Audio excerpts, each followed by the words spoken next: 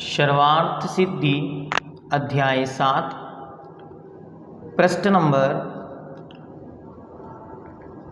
287 सूत्र नंबर 33 अब यहाँ पर शिक्षावृत्त के अतिचारों में सबसे पहले सामायिक शिक्षावृत्त के अतिचार बतलाते हैं। योग दुष्प्रणिधानादर स्मृत्यनुपस्थानानि। योग दुष्प्रणिधानादर स्मृत्यनुपस्थानानि। अलग अलग शब्द करेंगे तो योग दुष्प्रणिधान, योग 3 प्रकार का, तो मन वचन काय, इनकी दुष्ट प्रवृत्ति, तो 3 अतिचार ये हुए। अनादर और स्मृति का क्या हो जाना, अनुपस्थापन कहते हैं। अनुपस्थित मतलब उपस्थित नहीं होना, भूल जाना। इसकी टीका करते हुए आचार्य लिखते हैं गद्य नंबर 720 योगो व्याख्यायतस् त्रिविधः। योग 3 प्रकार का है जिसका व्याख्यान पहले कर दिया, अच्छी तरह समझाया सूत्र नंबर 1 में। तस्य दुष्टम प्रणिधानम योग दुष्प्रणिधानम। उन योगों की दुष्टता अर्थात बुरी तरह प्रणिधानम प्रयोग को योग दुष्प्रणिधान कहते हैं। काय दुष्प्रणिधानम, वाक् वचन दुष्प्रणिधानम, मनो दुष्प्रणिधानम इति। अर्थात मन से, वचन से, काय से कोई अन्य चेष्टा, अन्य प्रवृत्ति करना, क्योंकि अभी सामायिक का समय है, सामायिक में लीन है, सामायिक कर रहे हैं, तो उनसे अन्य रूप प्रवृत्ति करना, इसी का नाम दुष्प्रणिधान है। अब आगे कहते हैं अनादरो अनुत्साह। अनादर क्या है, उत्साह का अभाव, उत्साह नहीं होना, उमंग नहीं होना। ओहो सामायिक का समय हो गया, ऐसा नहीं सोचना, बल्कि ओहो सामायिक का समय हो गया, तो ऐसे आनंद जो है उसका अभाव। और आगे कहते हैं स्मृति अनुपस्थापन। क्या है वो, तो कहते हैं अनेकाग्र स्मृत्यनुपस्थानम। एकाग्रता का अभाव, एकाग्रता नहीं होना, अनेकाग्रम एकाग्रता का नहीं होना, ये स्मृति का लोप है। किसके बाद क्या क्रिया करना, इसके बाद यह करना, ये सब भूल जाना। ते एते पंच सामायिकस्य अतिक्रमः। ये 5 सामायिक व्रत के अतिचार हैं। अब आगे पुरुषोपवास व्रत में लगने वाले अतिचारों को बतलाते। सूत्र नंबर 34 अप्रत्यवेक्षिता प्रमार्जोत्सर्गा दान संस्तरोपक्रमणानादर स्मृत्यनुपस्थानानि। अप्रत्यवेक्षिता अप्रमार्जितोत्सर्ग दान संस्तरोपक्रमणानादर स्मृति अनुपस्थानानि। अलग अलग करेंगे तो अप्रत्यवेक्षिता अप्रमार्जिता उत्सर्ग, फिर अप्रत्यवेक्षिता अप्रमार्जिता आदान, अप्रत्यवेक्षिता अप्रमार्जिता संस्तरोपकरण और अनादर, और बाद में स्मृति अनुपस्थापन। इसकी टीका करते हुए, विशेष करते हुए आचार्य बतलाते हैं 721 जंतवः सन्ति न सन्ति वा इति प्रत्यवेक्षणं चक्षुर्व्यापारः। जंतवः जीव, सन्ति हों, जीव हों अथवा ना हो, वा इति तब ही क्या करना, प्रत्यवेक्षणम अच्छी तरह देखना। क्या कहलाता है, यह चक्षुर्व्यापार आँख से अच्छी तरह देखना, इसे बोलते हैं प्रत्यावेक्षण। एक एक शब्द बतला रहे हैं, तो अप्रत्यवेक्षण क्या है उसके विषय में बतलाएंगे। तो अभी देखो पहला शब्द बता दिया प्रत्यवेक्षण। प्रत्यवेक्षण क्या है? अच्छी तरह आँखों से देखना, चाहे वहाँ जीव हो अथवा ना हो। मृदुनोपकरणेन यत् क्रियते प्रमाणयोजनं तत्प्रमार्जितम्। मृदु कोमल वस्त्र के माध्यम से या किसी कोमल उपकरण के माध्यम से क्या करना, जो प्रयोजन साधा जाता है वो उसका नाम प्रमार्जन है, उसे प्रमार्जित कहते हैं। तद उभयम, वे दोनों, प्रतिषेध विशिष्टम, प्रतिषेध विशिष्टम अर्थात निषेध युक्त, मतलब दोनों में आ शब्द का प्रयोग कर दिया तो दोनों निषेध रूप हो गए। उत्सर्ग आदि भी त्रिभी अविसंबध्यते, उन तीनों को उल्टा करके, मतलब प्रमार्जित को अप्रमार्जित कर देना और प्रत्यवेक्षित को अप्रत्यवेक्षित करके तदुभय प्रतिषेध विशिष्टम।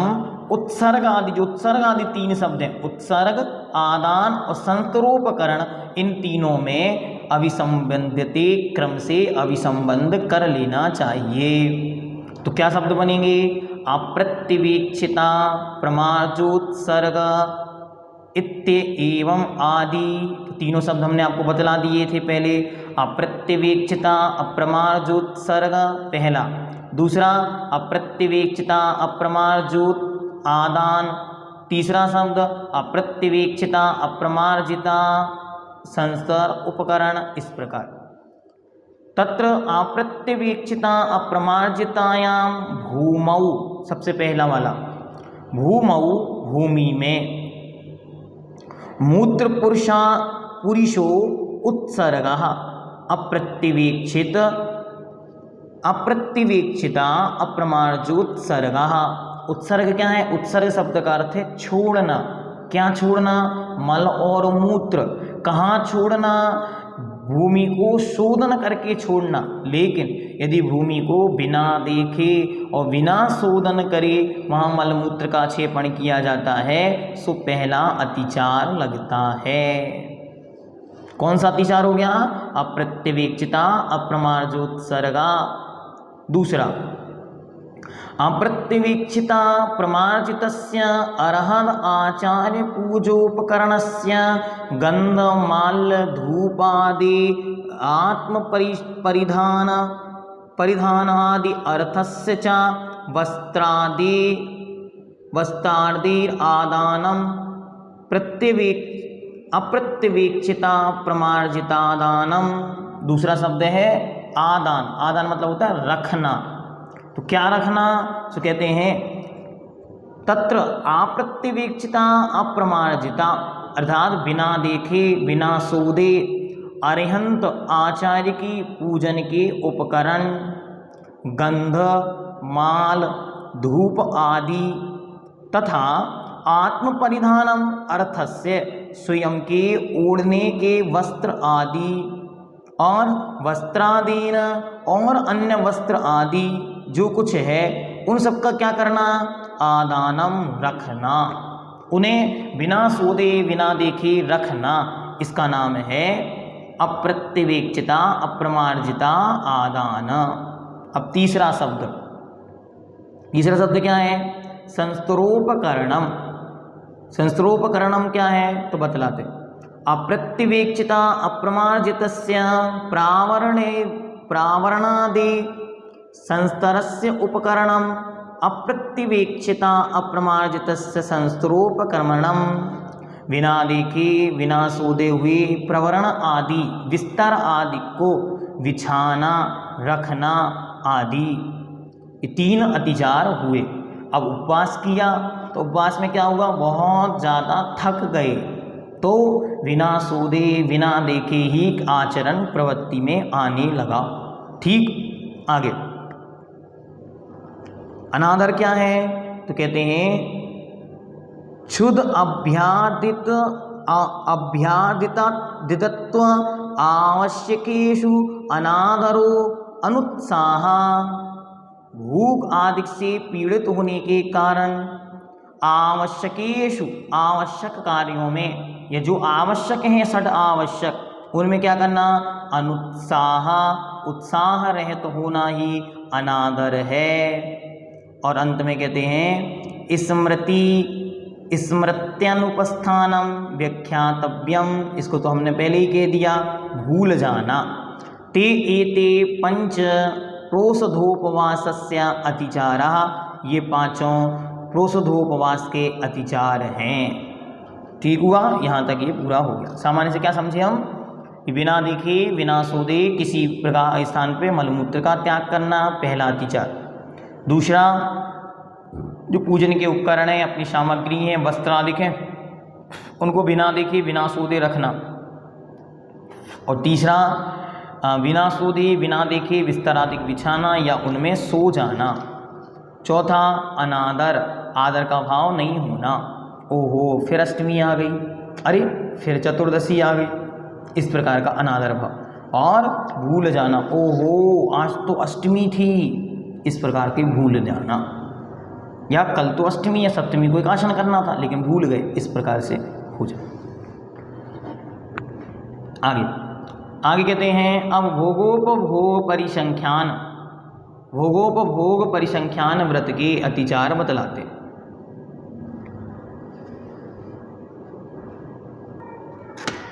अब आगे भोगोपभोग परिसंख्यान या परिमाण व्रत के अतिचार को बतलाते।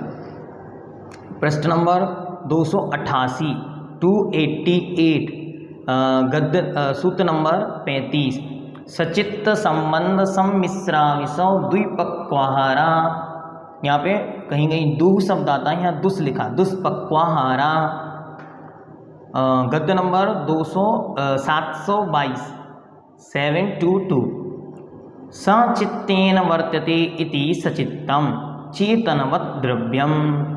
सह चित्तेन वर्तते, चित्तेन अर्थात चेतना सहित, चित्त सहित जो वर्तता है अर्थात होता है, उसे चेतन, उसे सचित्त कहते हैं। वो कैसा होता है, चेतनावत, जीता हुआ सा होता है, अर्थात चेतना से युक्त होता है। तद उपलिष्टः संबंधः, उससे जो संबंधित है, चिपका हुआ है, उससे लगा हुआ है, उसका नाम है संबंध। तो पहला शब्द बन गया सचित्त संबंध, सचित्त वस्तु से लगा हुआ। फिर आगे कहते हैं तद व्यतिकीर्ण्यः सम्मिश्रः, और उसमें ही मिश्रित हो जाना, मिल जाना, इसका नाम है सम्मिश्र। पुनः शंका करते, कथम पुनरअस्य सचित्तादिषु प्रवृत्ति, वह ग्रस्त सचित्तादिक में प्रवृत्ति किस कारण से करता है। अरे वो तो व्रती है, तो व्रती होने के कारण फिर भी इन सचित्तादिक से कैसे संबंध हो जाता है। तो बतलाते हैं, प्रमाद सम्मोहाभ्याम, प्रमाद और सम्मोह के कारण। प्रमाद हो गया तो ऐसा कार्य हो जाता। जैसे उदाहरण के लिए जैसे उन्हें आटा पीसना है, अब उन्होंने चक्की अच्छी तरह साफ करके रख दी थी और 7 दिन की मर्यादा है। अब उन्होंने 7वें दिन जब आटा पीसने गए तो उन्होंने चक्की खोलना या देखना भूल गए कि हमने पिछली बार साफ़ की थी कि नहीं की थी, और प्रमाणवशात चालू करी तो देखा कुछ गड़बड़ हो गई। इस प्रकार से ये कहलाता है प्रमाद और सम्मोह के कारण। आगे कहते हैं द्रवो वृषो व अविश्रवः, द्रव, वृष और अविश्रव इनका एक अर्थ है। द्रव मतलब होता है लिक्विड और वृष मतलब यहाँ पे है गरिष्ठ, इस प्रकार का। असम्यक पक्को दुष्पक्वाः, जो अच्छी तरह पकाना हो, ठीक तरह पकाना हो, उसका नाम द्विपक्वाहार है। एतैर आहारो विशिष्यते, इन आहारों का विशेष है। क्या है? तो पहला सचित्त आहार, फिर दूसरा संबंध आहार, फिर सचित्त संबंध आहार, फिर सचित्त सम्मिश्र आहार, और फिर अविशवा, और फिर अविशव आहार, और फिर द्विपक्वाहार इति ते एते पंचभोगोपभोग परिसंख्यानस्य अतिचारः। इस प्रकार ये 5 अतिचार हुए। तो सचित्त से संबंध होना, सचित्त में मिल जाना, उदाहरण के लिए जैसे किसी भी प्रकार के पत्ते आदि पर उन सब पत्तियों को रख देना। अच्छा, वो अगले में आएगा। इसमें तो सामान्य से जानना, जैसे आटे की मर्यादा पूर्ण होने को आ रही है, लेकिन थोड़ा सा आटा बचा, उसमें दूसरा आटा मिला देना या मिल जाना, इस प्रकार से हो जाता। फिर आगे कहते हैं, अब अतिथि संविभाग व्रत के 5 अतिचार। सूत्र नंबर 36, सचित्त निक्षेपापिधान पर व्यपदेश मात्सर्य कालातिक्रमः।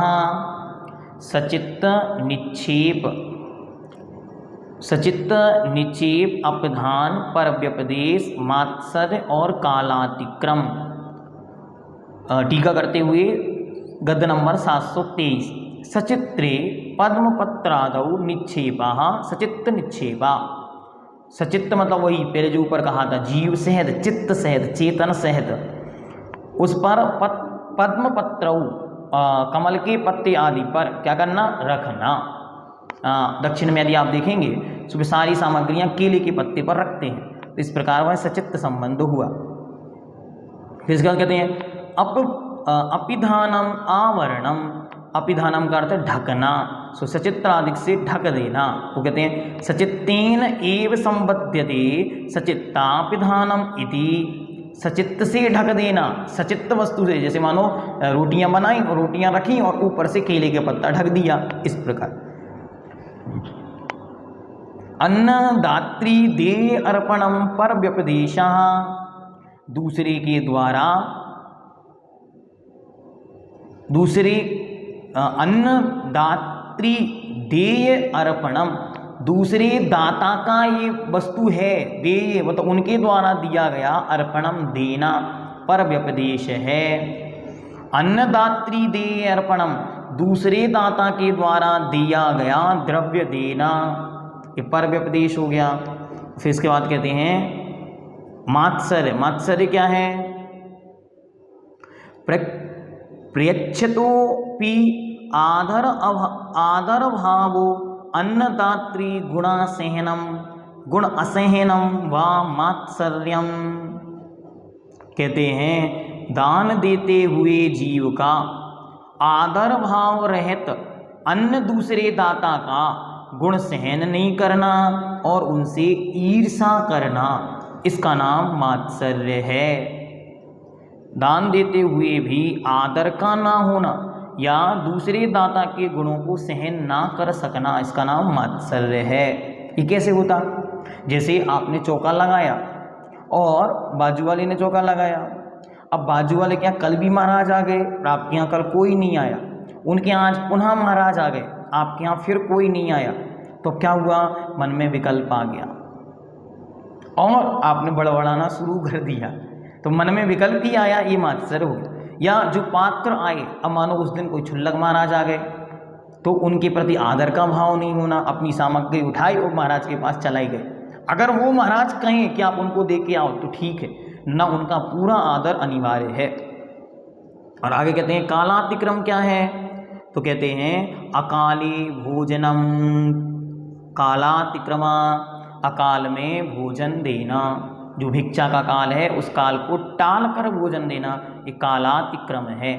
ते पंच अतिथि संविभागशील अतिचारः। इस प्रकार ये 4 प्रकार के शिक्षाव्रत के अतिचार यहाँ पर कहे गए।